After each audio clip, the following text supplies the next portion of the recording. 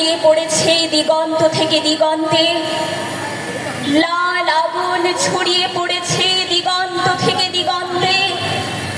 কি হবে আর কুকুরের মতো বেঁচে থাকায়? কতদিন তুষ্ট থাকবে আর অপরের ফেলে দেওয়া উচ্ছিষ্ট হাড়ে?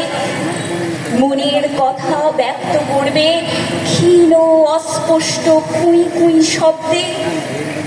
ক্ষুধিত পেটে ধুকে ধুকে চলবে কতদিন?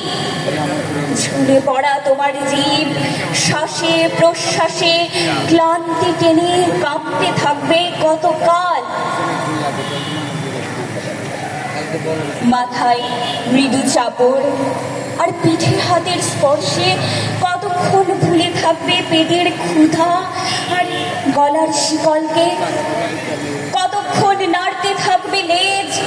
তার চেয়ে পোষমানাকে অস্বীকার করো, অস্বীকার করো বশ্যতাকে।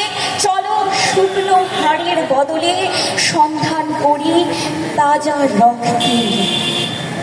তৈরি হোক লাল আগুনে ঝলসানো আমাদের খাদ্য, শিকলের দাগ ঢেকে দিয়ে বুঝে উঠুক সিংহের কেশর প্রতিটি ঘাড়ে।